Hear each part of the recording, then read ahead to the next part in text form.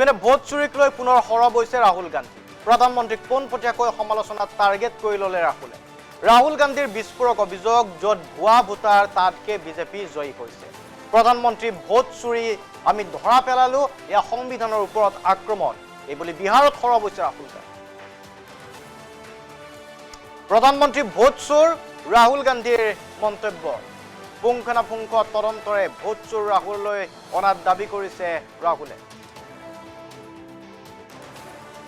200ৰ পৰা 300 কেজি নথি পত্ৰ আমি পৰীক্ষা কৰিছো।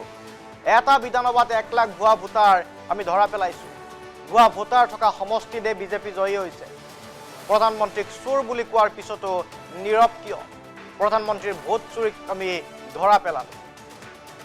ভোট চুৰি সংবিধানৰ ওপৰত আক্ৰমণ, দেশবাসীক আমি দেখুৱাম প্ৰধানমন্ত্ৰীয়ে কিদৰে ভোট চুৰি কৰিছে। আৰু মোদীজীয়ে এতিয়া ভয় খাইছে, বিহাৰ নিৰ্বাচনত সৰব হৈছে ৰাহুল গান্ধী।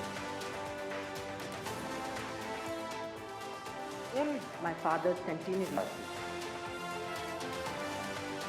बड़ा है, 5:30 बजे के बाद इतने वोट गिरे हैं।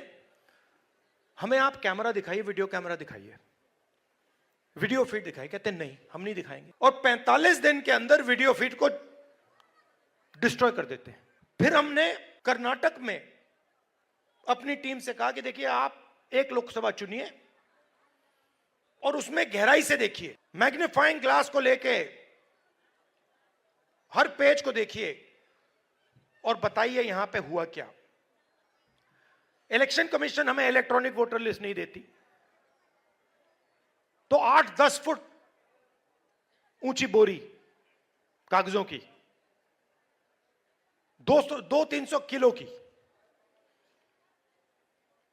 हमारे 40 लड़कों ने 4 महीने 16 घंटे काम किया।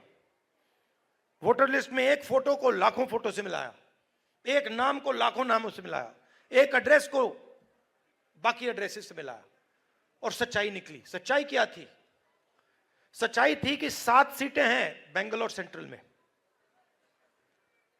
6 कांग्रेस पार्टी जीतती है। 7वीं सीट में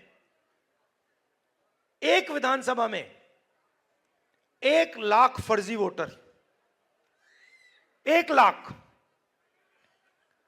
और जहां फर्जी वोटर थे, जिस असेंबली में फर्जी वोटर थे, वहां बीजेपी जीतती। उसके कारण बीजेपी लोकसभा का चुनाव जीत गई।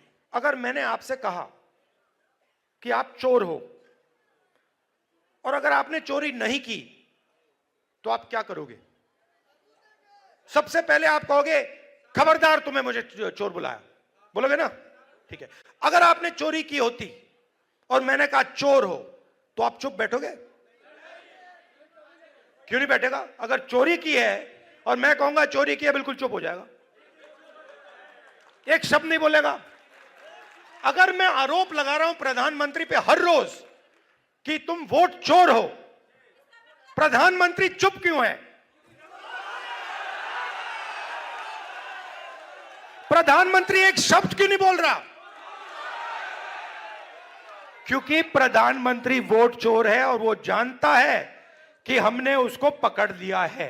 अगर मैंने किसी चीज के बारे में मन बना लिया, तो फिर मन बना लिया। जब वोट चोरी होती है, तो इस संविधान पर आक्रमण होता है। इस संविधान में लिखा है कि हिंदुस्तान के एक नागरिक को 1 वोट मिलेगा, चाहे वो अंबानी हो, चाहे वो सबसे गरीब व्यक्ति हो, किसान हो, मजदूर हो, वोट 1 मिलेगा।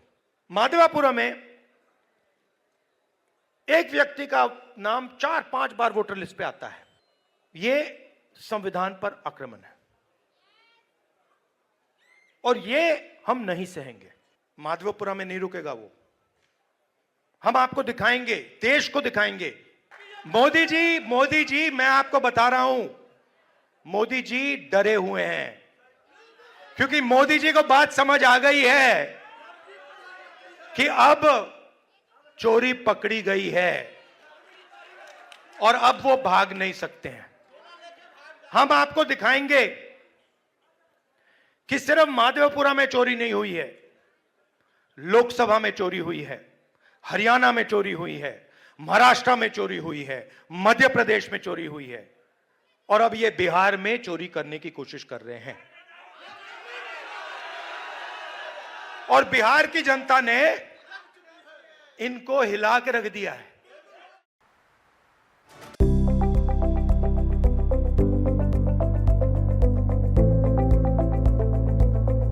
NB নিউজ, সহজ সৰল ভাষাত নৱভাৰতৰ কথা।